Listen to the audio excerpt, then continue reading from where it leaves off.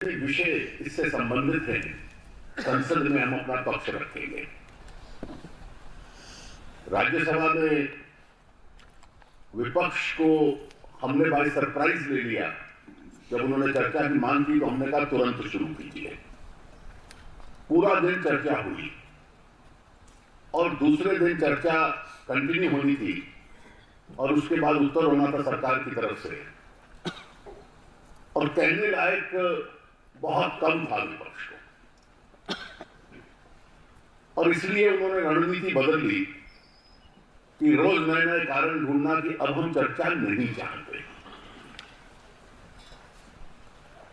अगर संसद में चर्चा नहीं होने देंगे तो जितना ऐतिहासिक कदम माननीय प्रधानमंत्री जी ने उठाया है, हम सब की जिम्मेवारी है कि जनता में इसकी चर्चा करें, और उसके लिए सभी तथ्यों के साथ हम लोग तैयार रहेंगे। बहुत कम निर्णय ऐसे हुए हैं सरकार के जिसका आर्थिक, सामाजिक और राजनीतिक जीवन के ऊपर इतना प्रभाव रहने वाला है जितना इस एक निर्णय का है। और यही कारण है कि इसका देश भर में स्वागत हो रहा है। हर सामान्य नागरिक को और ईमानदार आदमी को लगता है कि कम से कम एक निर्णय हिंदुस्तान में हुआ, और शायद पिछले 70 साल में ऐसा निर्णय नहीं होगा, जिसमें उसकी ईमानदारी के ऊपर प्रीमियम रखा गया।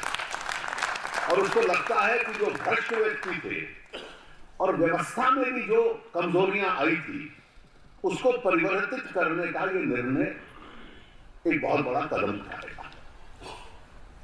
ये कितना बड़ा निर्णय है और इसके लिए कितनी हिम्मत चाहिए सरकार को, और जिसको शासन करना चाहते हैं, स्टेट क्राफ्ट कहते हैं।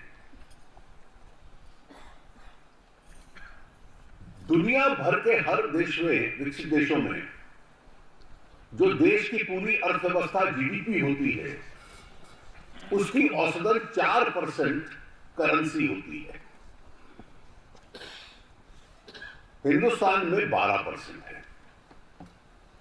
और जब ज्यादा करेंसी घूमती है तो स्वाभाविक है कि ज्यादा व्यवसाय कैश में होता है। कैश में होता है तो बैंकिंग व्यवस्था के बाहर से होता है, फिर उसके साथ ब्लैक मनी, टैक्स का नॉन कंप्लायंस, उसके साथ अन्य भ्रष्टाचार, टेररिज्म, काउंटरफेट करेंसी। जब करेंसी की वॉल्यूम ज्यादा हो जाए तो ये स्वाभाविक उसके साथ जुड़ते हैं। आप अगर देश की टैक्सेशन व्यवस्था देख लें, हम हर साल बजट पारित करते हैं, तो बजट में एक शब्द आता है फिस्कल डेफिसिट, वित्तीय घाटा कितना रहेगा। इसका अर्थ क्या है? सरल भाषा में इसका अर्थ है कि हम लोगों को लगभग इस वर्ष का ले लें तो 8 लाख करोड़ के करीब इनकम टैक्स इकट्ठा होगा, 8.5 लाख के करीब इनडायरेक्ट टैक्स इकट्ठा होगा। लेकिन सरकार का, देश का खर्चा चलाने के लिए हमें 4-5 लाख करोड़ इसके ऊपर उधार लेना पड़ेगा, क्योंकि 16.5 लाख से देश नहीं चलता। आप में से मैं उत्तर नहीं मांग रहा, एक बात केवल अपने मन में कि ईमानदारी से टैक्स देने की व्यवस्था देश में कायम हो जाए तो ये जो 2 आंकड़े दिए हैं, इसकी तुलना में कितना होगा उसका अंदाजा आप लगा सकते हैं। क्या ये उधार लेकर देश चलाना पड़ेगा? क्या बजट का बड़ा हिस्सा उस उधार के ऊपर ब्याज को वापस देना पड़ेगा? ये जो आज ग्रामीण क्षेत्र पिछड़े हैं क्योंकि हम पूरा निवेश नहीं कर पाते, क्या देश के पास इतने साधन होंगे कि उस दिशा में हम लोग निवेश कर पाए?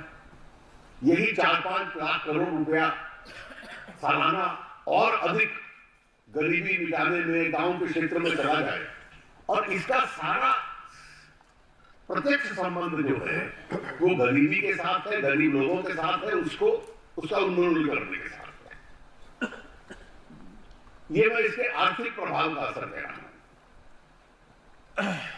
भारतीय सामान्य जीवन क्या है?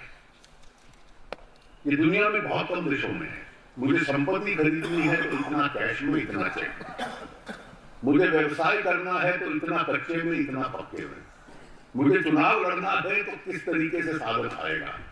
स्कूल के टीचर को वेतन मिलेगा तो कितना कैश में जाएगा और वापस मिलेगा। देश भर के मजदूर को आप ये जो वामपंथी बात कर रहे हैं, कम से कम इनको सोचना चाहिए कि किस व्यवस्था से को हम लोग समाप्त करने की कोशिश कर रहे हैं। वामपंथियों को तो कहना चाहिए था कि देश के मजदूर को न्यूनतम वेतन नहीं मिलता, ट्रेड यूनियन कहती हैं, और ये सच्चाई भी है। कैश में लिया और हस्ताक्षर करा लिए, और आज जब डिजिटल ट्रांसफर होगा हर मजदूर के खाते में, तो स्पष्ट आ जाएगा कि किसको कितना वेतन मिला है, किसने कानून का पालन किया है, किसने नहीं किया।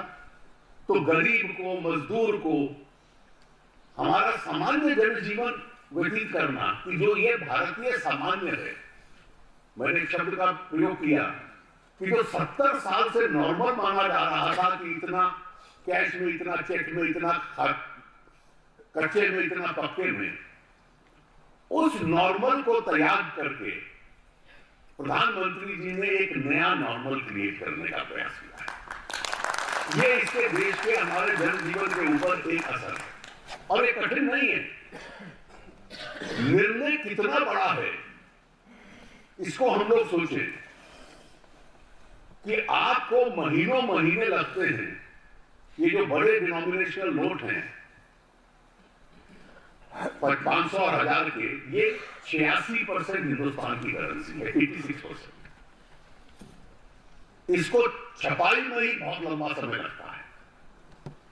उसके बाद 125 ब्रांच है बैंक की, 1,25,000 सर, 1,00,000 ब्रांच, 1,25,000 ब्रांच, 1,25,000 ब्रांच बैंकों में जाएगा।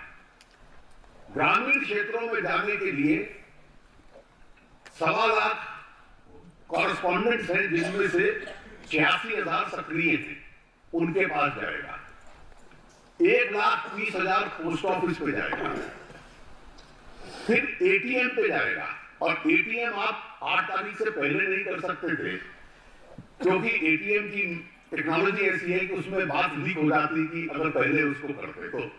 हर एटीएम बदलने में 4 घंटे लगते हैं, 2 लाख एटीएम है, तो 5-6 लाख डिस्ट्रीब्यूशन पॉइंट पे करेंसी छपना, महीनों महीने तक छपना, 5-6 लाख डिस्ट्रीब्यूशन पॉइंट्स तक पहुंचना, और जिस दिन आपने निर्णय किया अगले दिन से वैकल्पिक करेंसी डिस्ट्रीब्यूशन में आ जाए, और इसको गोपनीय रखना।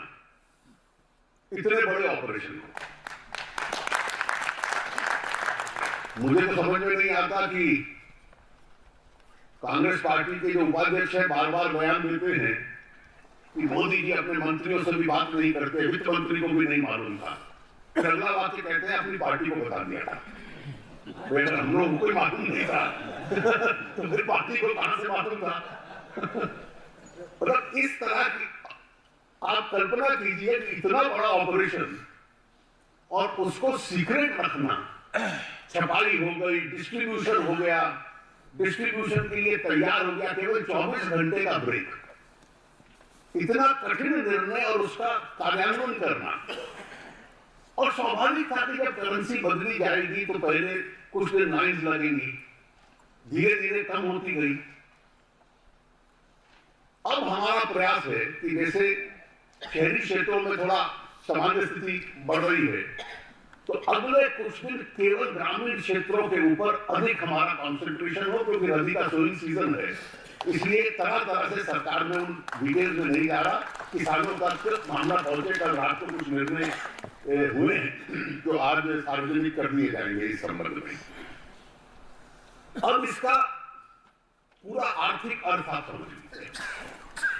हम क्या कहते थे कि भारत की अर्थव्यवस्था चल रही है, सरकार बहुत खर्चा कर रही है, पब्लिक फाइनेंसेस का, विदेशी मुद्रा खूब आ रही है, लेकिन 2 तकलीफ भी थी। ये 2 इंजन पे अर्थव्यवस्था चल रही थी, और उसके साथ भी दुनिया में सबसे तेजी से चलने वाली अर्थव्यवस्था। और चुनौती थी कि अन्य इंजन कैसे चले। निजी क्षेत्र का निवेश कमजोर था। और क्योंकि कांग्रेस के जमाने में जो बड़े बड़े उधार लोन दिए गए थे और ऐसे लोगों को दिए गए कि जो नहीं लौटा रहे थे, ये कोई एमपीए वो नहीं है जहां हमारी सरकार के आने के बाद लोन दिए गए। तो उनके कामों का असर जो हम पे पड़ रहा था, बैंकों की क्षमता एनपीएस के होते हुए उद्योग को सपोर्ट देना, ट्रेड को सपोर्ट देना, कृषि को सपोर्ट देना, इंफ्रास्ट्रक्चर के लिए पैसा देना एक सीमित क्षमता हो। आज इस व्यवस्था को आप देखिए कि लाखों करोड़ रुपया जो कैश में घूमता था आज बैंकिंग व्यवस्था में आ गया। बैंकिंग व्यवस्था में जब वो आता है, और क्योंकि ये सारा करंट अकाउंट सेविंग अकाउंट में आता है, तो इसको लो कॉस्ट मनी कहते हैं, जिसके लिए बहुत कम कीमत बैंक को देनी पड़ती है। अब बैंकों में जब इतनी बड़ी संख्या में आता है तो एकाएक बैंकों की क्षमता कृषि में, इंफ्रास्ट्रक्चर में, ट्रेड में, व्यवसाय में, उद्योग में ऋण देने की क्षमता एकदम बढ़ जाती है।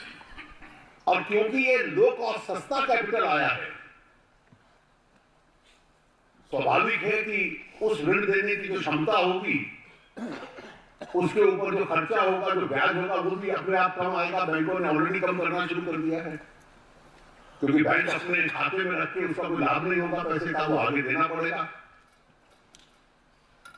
तो एक प्रकार से अर्थव्यवस्था में अन्य साधन चले जाएं, और जिसको हम कहते थे कि प्राइवेट सेक्टर इन्वेस्टमेंट और banking to support the economy, वो एकाएक बढ़ जाता है, ब्याज के ऊपर असर पड़ता है। अब इसकी दूसरी आप कल्पना देखिए, ये पूरी बहस कि कितने लोगों पे क्रेडिट कार्ड है, ये है, इसका असर उस पर नहीं पड़ने वाला। दुनिया जिस दिशा में आज हमें कठिनाई लगती है कि कैसे होगा, मुझे याद है, मैं एक उदाहरण देना चाहूंगा। आप में से कई लोग उस वक्त सक्रिय थे, माननीय अडवाणी जी को याद होगा कि 1996 में मुंबई में रेसकोर्स पे बीजेपी का एक राष्ट्रीय अधिवेशन हुआ, जिसमें माननीय अडवाणी जी ने घोषणा की थी कि अटल जी हमारे प्रधानमंत्री के उम्मीदवार होंगे। हमने पहली बार पार्टी की तरफ से 7 मोबाइल फोन खरीदे थे, और अधिवेशन की खबर कम छपती थी और मीडिया में यही खबर आती थी कि बीजेपी, देखिए लोग मोबाइल फोन इस्तेमाल करते हैं। आज से 20 वर्ष पहले अटल जी की सरकार में एक ग्रुप ऑफ मिनिस्टर्स था, रामविलास जी उस वक्त थोड़ी देर के लिए टेलीकॉम मिनिस्टर थे, तो मोबाइल का वो जिक्र करते थे तो अमीर आदमी का फोन। तो 15 साल पहले और 12 साल पहले अगर आपको कहा जाता कि हर गरीब के हाथ में मोबाइल होगा तो लोग हंस पड़ते। लेकिन ये परिवर्तन आया है डिजिटल में, और ये डिजिटल की क्रांति। और आप किस व्यवस्था की कल्पना कर रहे हैं? आज दिल्ली के स्कूलों ने मां बाप को एसएमएस भेज दिया कि फीस आप कैश में नहीं जमा कराओगे, केवल मोबाइल पे आप डिजिटल के माध्यम से फीस जमा करा सकते हो। अलग अलग संस्थाओं में मजदूरों का वेतन न्यूनतम वेतन से कम, अब सबके लिए मजबूरी है एकाएक आपको डिजिटल ट्रांसफर मजदूर के अकाउंट में करना पड़ेगा। और जो लोग अगर निकट से इसको देखते तो उनके लिए हैरानगी नहीं होती। मोदी जी का पहला निर्णय क्या था? सरकार बनी तो एसआईटी बनाई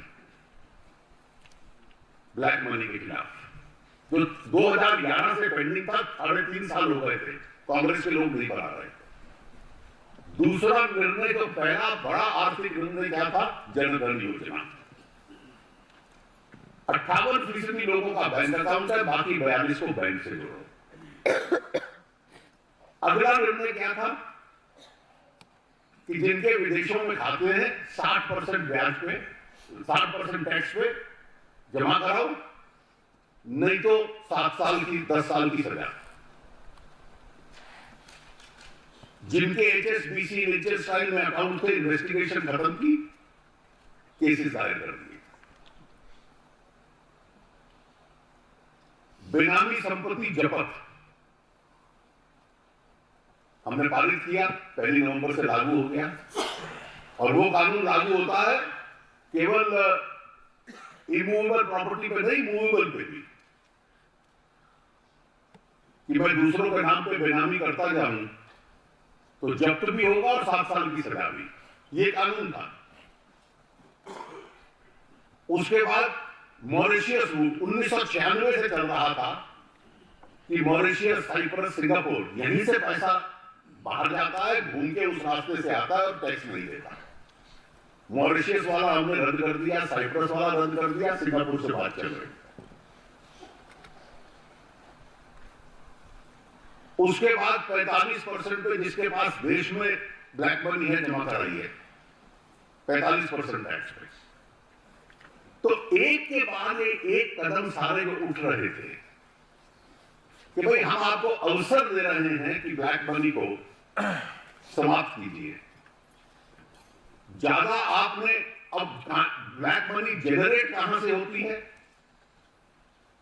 तो जीएसटी आने से जब सारी ट्रांजैक्शन नेट के ऊपर आ जाएगी, हर खरीदारी, हर मैन्युफैक्चर, हर बेस, हर एवरी लिंक ऑफ ट्रांजैक्शन, और जहां खर्चा करोगे 2 लाख से ज्यादा तो पैन कार्ड लो, तो जनरेशन को भी कठिन कर दो और खर्चा करना है तो स्वाभाविक तरीके से जो टैक्स पेड पैसा है उससे करिए। तो ये सारे कदमों को जोड़ लीजिए और 2.5 साल में ये वो कदम है जो 70 साल को सामूहिक ले लिया जाए तो किसी सरकार ने कुल मिला के कुल योग नहीं कर। अडवाणी जी ने ब्लैक मनी के खिलाफ यात्रा निकाली थी। एक सवाल पूछा था, आप क्या कर रहे हैं? आज 70 साल की बैलेंस शीट और ये 2.5 साल इस दिशा में जो कदम उठाए गए हैं उनको एक के बाद एक कंपेयर कर लीजिए। और इसका असर था कि यह स्वाभाविक अगला कदम था।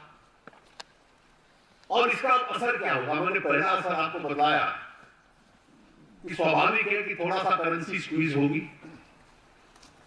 और करेंसी स्क्वीज से थोड़े दिनों के लिए व्यवसाय कम हो सकता है, लेकिन उसके बाद सारा का सारा व्यवसाय, कोई ये कल्पना नहीं करता कि 100% कोई अर्थव्यवस्था कैशलेस हो जाएगी।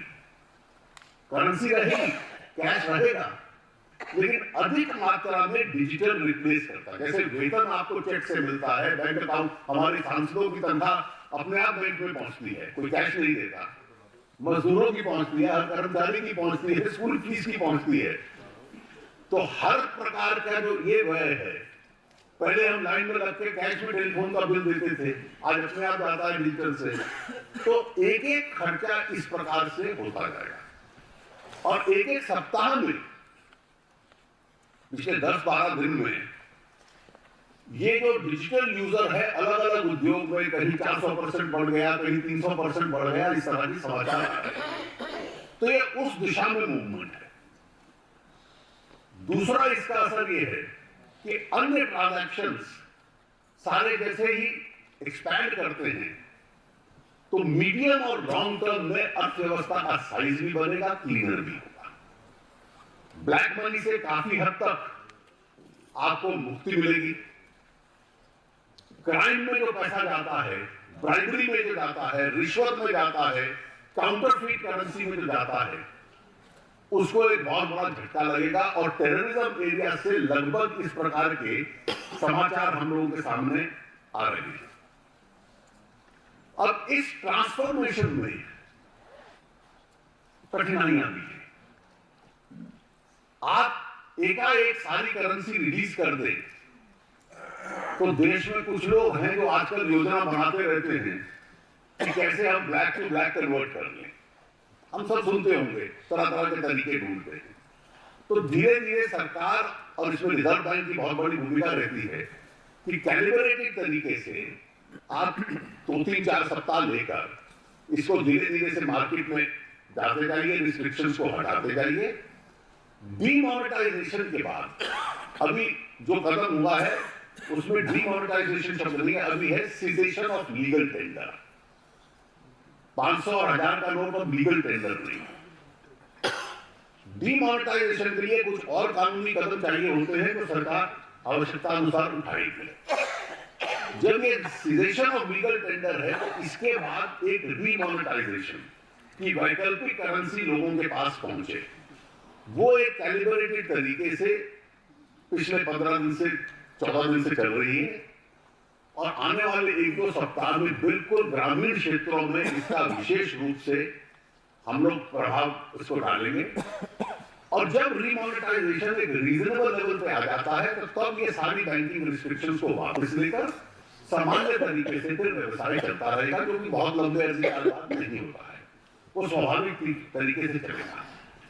कुछ समय के लिए कठिनाई रहेगी, लेकिन आप इस ऑपरेशन को देखिए कि इतना बड़ा ऑपरेशन सीक्रेट रखना, उसको इंप्लीमेंट करना, उसके लॉन्ग टर्म कॉन्सिक्वेंसेस से लाभ मिलना, देश में एक ईमानदारी, क्राइम से काफी हद तक कटौती और मुक्ति, ब्लैक मनी कम करने का प्रयास, ईमानदारी जनजीवन में लाने का प्रयास, अर्थव्यवस्था का और जीडीपी का लॉन्ग टर्म में साइज बढ़े, क्योंकि ऑफिशियल इकोनॉमी बढ़ेगी, शैडो इकोनॉमी कम होगी।